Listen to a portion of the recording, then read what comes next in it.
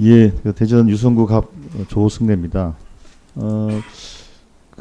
실제로 지금 이제 그 지역에 있는 사무실에 대한 그 문제 제기가 제일 처음 나온 거는 2년 전으로 기억을 하고 있는데, 저도 그때 교문이었습니다. 그때 교문이 국정감사장에서 국정감사를 하는 과정에서 이 얘기가 나왔어요. 근데 당시 상황이 어땠냐면은, 그때 당시 여당은 국정감사를 보이콧을 했고, 야당 의원들끼리 국정감사를 한 일주일 정도 진행을 했습니다. 일주일 정도 진행을 하는 과정에서 당시 막 불거지기 시작한 최순실, 정유라, 차은택 등등의 국정농단 사태가 속속 사실로 확인이 되기 시작했고, 그래서 교문위의 국정감사장은 사실상 최순실 국정농단에 대한 국정감사장으로 바뀌어갔습니다. 하여튼 그러던 과정에서 당시 여당 의원들이 복귀를 했고, 복귀를 하면서 했던 것이 두 가지였습니다. 하나는 저희들이 야당 의원들이 최순실, 안종범, 차은택, 최경, 이화여대 총장 등을 국정감사 증인으로 채택하려고 했는데, 안건 조정 신청을 해서 그 증인 채택하는 것을 방해를 했고, 또 한편으로는 당시 야당 의원들에 대한 이러저러한 그 공세를 또 폈습니다. 그 공세 중에 일환으로 이 윤회 후보자의 지역구 사무실 문제가 나왔던 것입니다. 그래서 당시에 이제 그런 정치 공세다라고 얘기가 저는 있었던 것으로 기억을 하고 있고요. 최근에 이 문제와 관련해서 정치 공세다 이런 표현을 하신 적은 없는 거 아닙니까? 예, 그렇게 좀 이해를 하겠고요. 자, 그리고 지금 아까 이제 위장전입 문제와 관련해서 여러 번 사과를 하셨으니까 그 부분에 대해서는 그 사과에 좀 진정성이 있다고 저는 보고 있고요. 실제로 당시에 결혼하고 서대문구 등에서 제가 확인한 바로는 한 6번 이상의 이사를 했던 기억이 납니다. 그때 왜 이렇게 많은 이사를 하셨나요? 제가 거의 1년에 한 번씩 이사를 다닌 것 같은데요.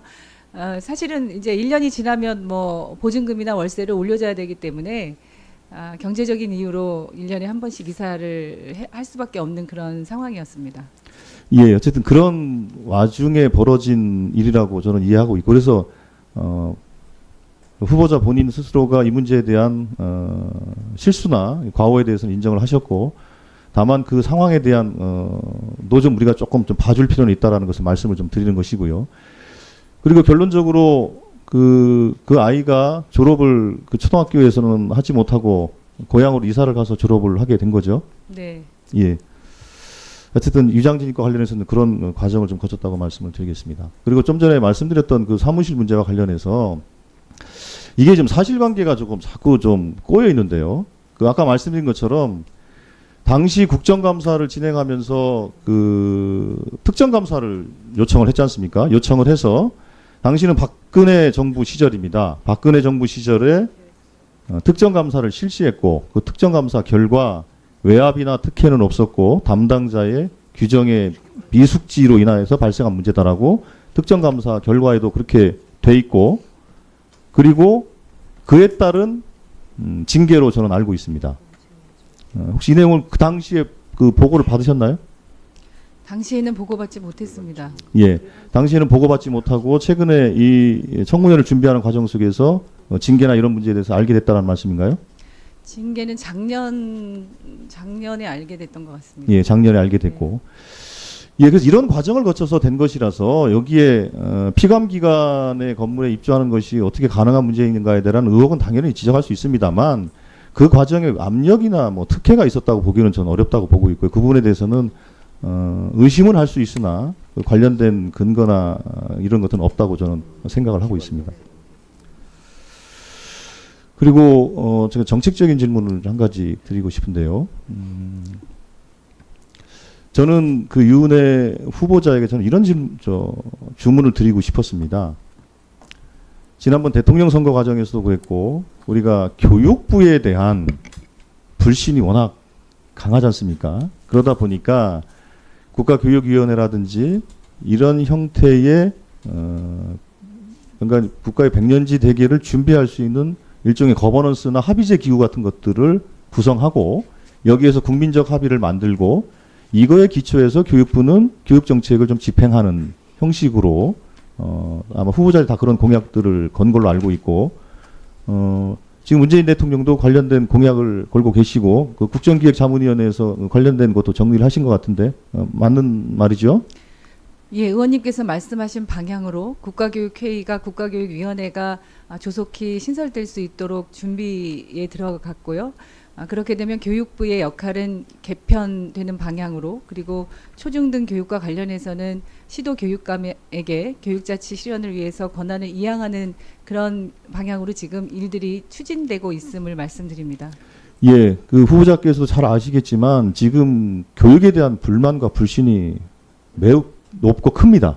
그 점 잘 아실 텐데 이 문제를 해소하기 위해서는 그 하루 이틀의 노력 가지고 될 것 같지는 않습니다. 그리고 현재의 이런 체제를 그냥 둔 상태에서 그런 불신을 해소하는 것도 저는 쉽지 않을 거라고 봅니다. 그런 측면에서 제가 보기에는 교육 문제에 대한 그 시스템이나 거버넌스를 잘 좋게 만들어주는 것이 불신을 해소하는 좋은 전 방법이라고 생각을 하고 있습니다. 네. 예. 그런 측면에서 어떻게 보면 유은혜 후보자는 지금 현재와 같은 형식의 교육부 장관으로서는 마지막 교육부 장관이 될 각오로, 그러니까 국가교육위원회와 교육부라는 이런 관계로 개편을 전제로 했을 때 지금 같은 교육부의 마지막 장관이 되겠다는 그런 각오를 가지고 저는 장관직을 조금 임해야 된다고 생각을 하고 있습니다. 동의하십니까? 네, 의원님께서 말씀하신 것처럼 교육에 대한 국민적 불신이 깊기 때문에 그런 신뢰를 회복하지 않고서는 우리의 교육 정책, 미래가 성공할 수 없다고 생각합니다. 저는 교육부의 공무원들, 교육부의 일을 담당하는 모든 사람들이 그런 책임 의식을 갖고 자기 혁신부터 시작해서 대한민국의 미래인 교육을 어떻게 책임져 갈 것인지 함께 고민하고, 의원님께서 말씀하셨던 이 교육 시스템의 전환을 실제로 그 기본 토대를 만드는 것을 제 임기 중에 꼭 하고 싶습니다. 네. 조승래 의원님 수고하셨습니다. 다음은 오세정 의원님 질의하시겠습니다.